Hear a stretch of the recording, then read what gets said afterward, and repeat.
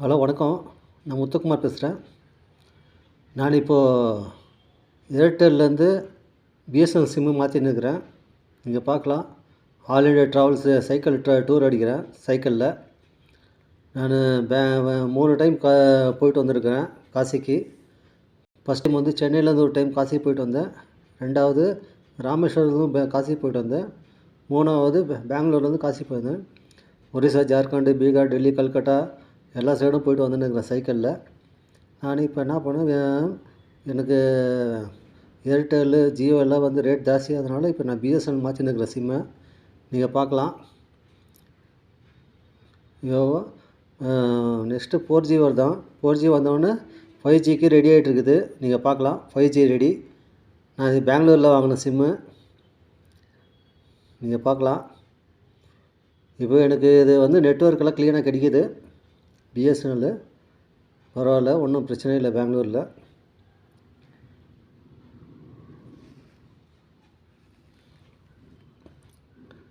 ஏன்னா 4G வந்தவுடனே இம்மிடியேட்டாக 5G வருதுன்றாங்க.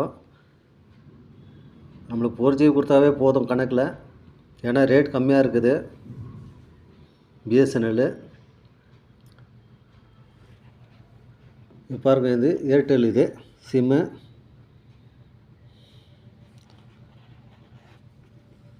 இது ஏர்டெல் சிம்மு.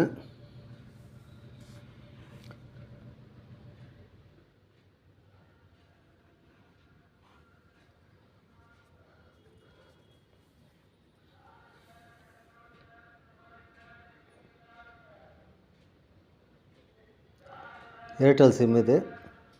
நான் இப்போ ஏர்டெல் சிம்மை வந்து மாற்றிட்டேன். இப்போது நீங்கள் பார்க்கலாம். ஏர்டெல்லேருந்து இப்போ பிஎஸ்என்எல் மாற்றிட்டேன். Same number. நீங்கள் பார்க்கலாம். இப்போ அதுதான் என்ன பண்ணுறேன், இப்போ நான் பிஎஸ்என்எல் சிம்மு மாற்ற போகிறேன். ஏன்னா இப்போது இந்த மாதத்தில் வந்து எல்லாம் 4G வருதான். வந்த விட இம்மிடியேட்டாக வந்து 5G கூட வந்துடுது அப்படின்றாங்க கவர்மெண்ட்டில். பார்க்கலாம்.